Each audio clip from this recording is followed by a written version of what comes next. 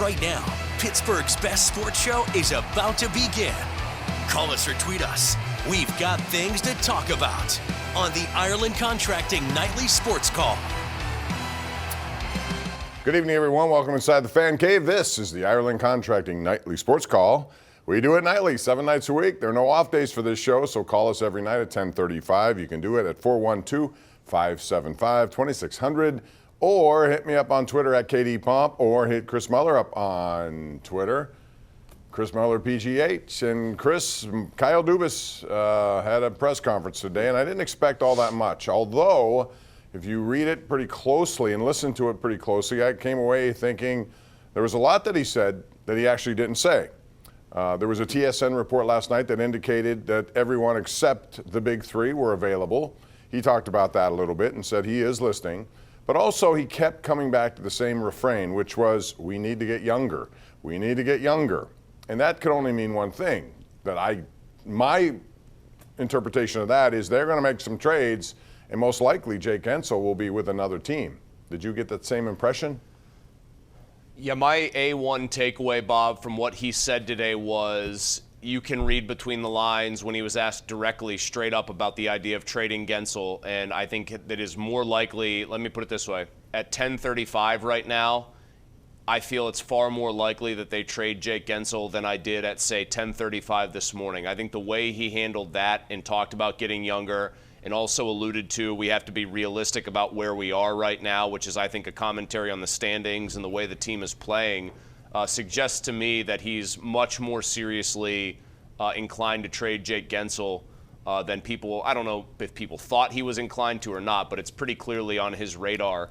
The other thing, the number two takeaway, and this is where I think Kyle Dubas is speaking in a certain way because he knows how ownership feels. I don't know how he feels. He might well agree with them legitimately. He might also just think, I've got to say this because this is how they view the situation. But another vote of confidence from Mike Sullivan, who I thought showed, for a guy that can be very fiery on the bench, I thought showed absolutely no sort of sense of tone of what he should have been striking after that game last night. He's complimenting his team on their effort, their compete level, and it seems like the GM is backing him up, saying he's not even worth discussing as far as job security. So those are my two major takeaways from what Dubas said today.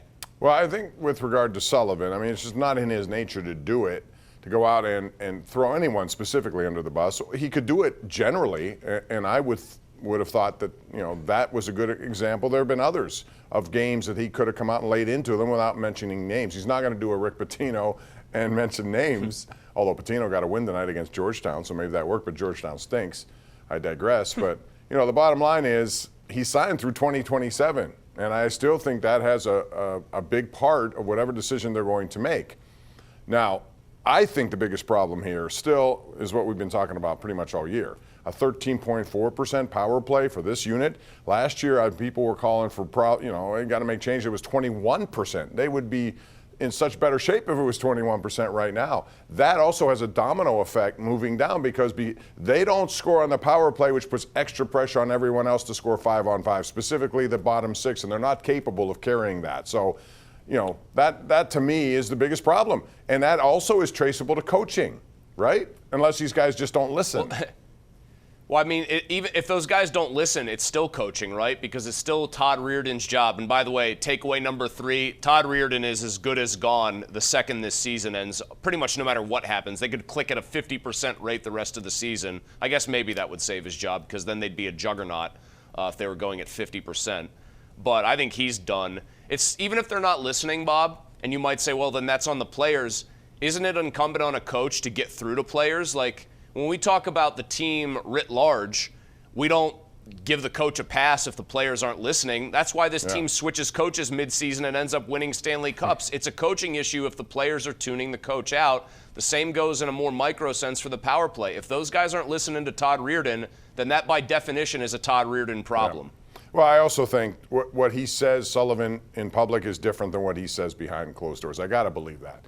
Otherwise, you can't come away. You got to hope that that's the case, Bob. You have to hope that he's saying those things behind closed doors. If you had to guess, to me, it has to be going on. I think most coaches do that behind closed doors these days. They don't do it in front of anyone else. I mean, Tyler Kennedy talked with us today and said he's probably singing a different tune to those guys behind the scenes. Frankly, if he's going to say this kind of stuff publicly, I hope he's dog cussing them behind the scenes, because that's frankly what they deserve.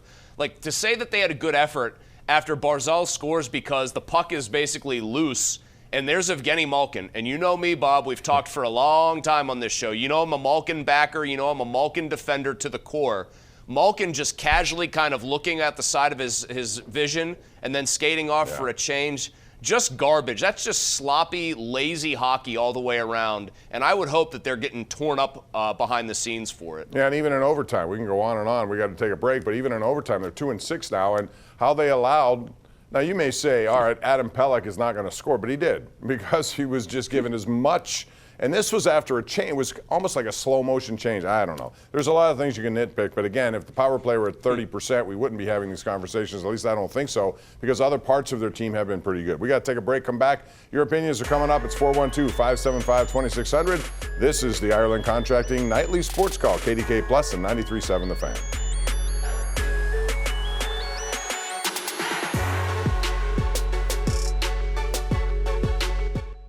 GMC Sierra tweeted tonight, comes from me, actually, when we were watching this tape as this was going on today. These conclusions: Kyle Dubas says the team's position in 2 weeks leading up to the March 8th trade deadline will determine what he does, but he repeatedly stressed how this team plays in the next 2 weeks will determine the action they take. We know we need to get younger. And I keep coming back to that. I honestly do. Just because when you hear it, you know that they're backed into a corner here, and they don't have many ways they can go. You can get younger, but the only way you're really going to get younger is you trade big assets. We have one of these tweets here from Sean Kramer, and he says, being at the paint can last night, there's a lot of issues. I don't see the amount of trades this season that turns them into a deep playoff push. Chris, do you believe that Kyle Dubas is going to wait for 2 weeks to figure this out? He said that a while ago, and they've only regressed in where they are. So I think his conclusions are they need help, and they need it now and also in the future. I think that he feels they need future help more than anything. I got the sense today that he probably would just let them sit as constructed and see what happens. I don't think he is necessarily intent on adding. In fact, he sort of telegraphed that he probably would be more likely to be making deals with the future in mind. I don't want to part with early draft picks, etc. Mm-hmm. You know, it's weird. It's Sean Kramer saw that, went to the old paint can last night and saw what he saw. It is very strange, though. You say it. If the power play was above 20%, if it got on a run for 2 weeks where their power play clicked at about 25%, let's be real here. They'd probably rip off a bunch of wins in a row, and then they would get themselves back into contention. They've just been a very strange team. Their flaws are out there for everybody to see, and yet the good things that they do are getting overlooked because that power play is so bad. I'll also say, Bob, I think that not Erik Karlsson, well, it's about him, but I think Kyle Dubas and the rest of this organization, I really believe this, I think they are genuinely dumbstruck at how Karlsson has struggled to assimilate here, how Mike Sullivan has struggled to get the most out of him, and how adding the guy that's known as the best power play quarterback in the entire league, they're just dumbfounded as to how it's turned them into the worst power play, really, pound for pound in the league. So I think you are dealing with, and they'll never acknowledge this, they'll never say this outright, I think they're kind of shell-shocked as an organization that blockbuster move has in a lot of ways backfired in the most spectacular sense. Not just that, but you could look at some of these signings. Again, Ryan Graves has just not been very good at all. And I expected a lot more. He got a long-term deal. And I know Raquel preceded this, but that's not a good deal either. I've got to give one of our producers here, our guy Charlie over at The Fan, he's fairly new to the producing game here. And he is a Devils fan. I kid you not. Pony and I asked him, we said, well, we know you like the Devils. What's your opinion on Ryan Graves when that deal got done? And you'll remember that people were writing, oh, this is a good signing. This is a smart pairing with Letang. Mm-hmm. His words were, you're going to hate the deal. So glad he's gone. Not a good player. And I'm sitting there going, no way. Like, come on, man. This is just sour grapes. You probably wanted them to sign him. He goes, no, you guys are going to be like, what did we pay this guy for? So I got to get it up for Charlie, who produces here at The Fan on a part-time basis. Mm-hmm. He knocked that one out of the park. All right, let's get to the line and see what people have to say about this topic. We'll begin with Brian in Carnegie on line 4. Hello, Brian. How are you? Hey, Bob. Hey, Chris. Thanks for always taking my call. Mm-hmm.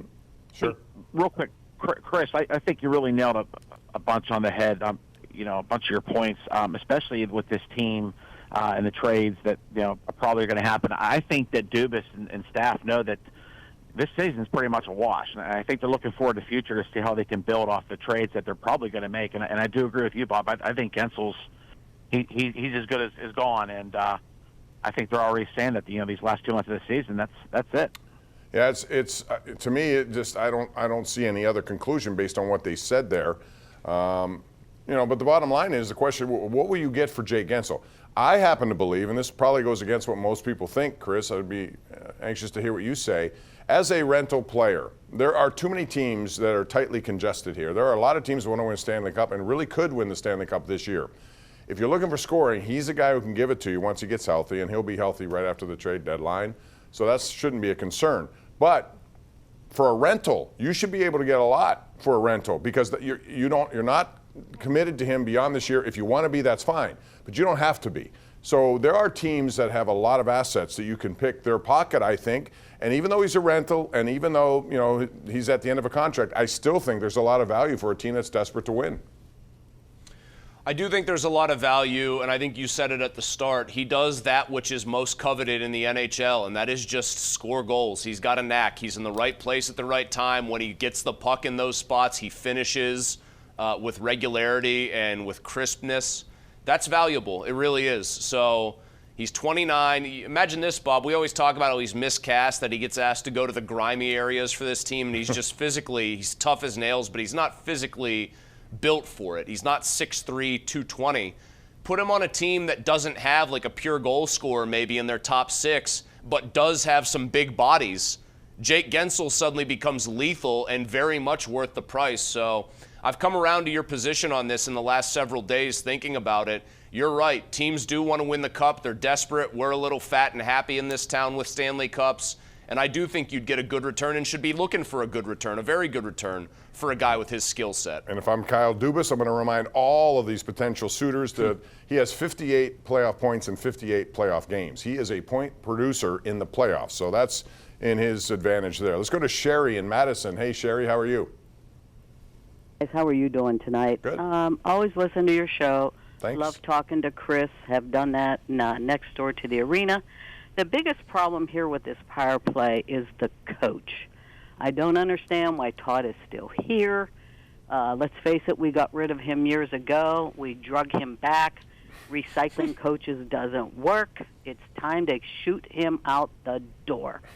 Thank you. Sherry, you couldn't be more blunt, and you agree with what Chris said earlier. But listen, I've talked to Todd Reed. I have a lot of respect for his knowledge of the game and what he's trying to do.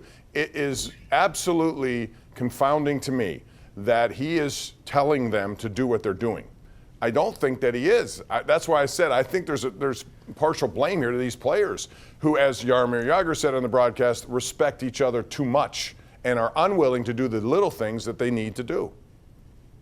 Well, if they respected each other too much, though, they would do all the little things for each other on that power play. Like, I still think it comes back to they want to make the prettiest play imaginable. And listen, I'm somewhat sympathetic. I'm sure Todd Reardon isn't telling them go out there and be the worst power play you can be. Guys, let's run this play. We're going to run this set play on the power play. It's called the Get Me Fired on 3. 1, 2, 3, go.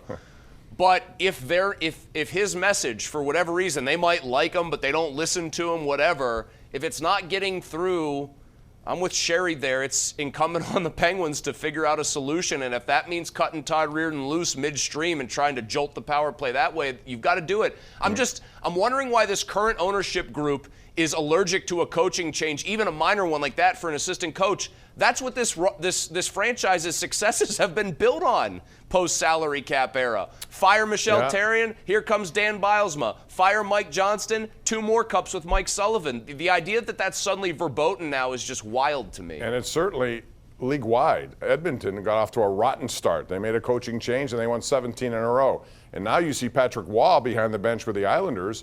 Who knows what they're going to do, but I think he has their attention. Let's go to Rich real quick in California before we go to a break. Hey, Rich, what's up?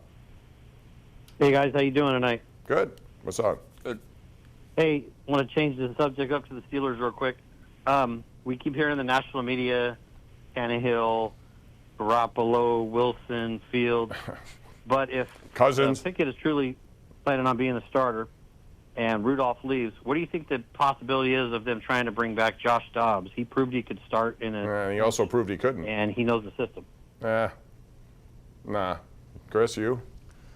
I mean, I think that they would consider it because if you want Kenny Pickett, I'm not going to dismiss it out of hand. If you want somebody there who's going to really be a sounding board for Pickett and you really want to give Pickett this full year to see what he can do, Dobbs is one of the smartest dudes in the sport at that position, and he wouldn't be much of a threat to Kenny. You could come in and claim competition because Dobbs had that brief little run where he looked good, but everybody knows Pickett would win out there. I'm more intrigued by what happens if they get a day 3 guy or a late, probably would be day 3. We keep hearing Spencer Rattler's name thrown around there, Bob. Ryan Wilson, CBS Sports, unquestionably and clearly better physical tools than Kenny Pickett. I just think it'll be real interesting if they take a guy like that who's got real potential and he starts lighting it up early in camp. That would make people's eyebrows go way up, I believe. Yeah, and he does have a lot of talent, there's no doubt. I don't know what round he'll be drafted in, but there are some quarterbacks who, after the first round, are going to be available for them. We'll take a break, come back with more right here on the Ireland Contracting Nightly Sports Call, KDK Plus 93.7 The Fan.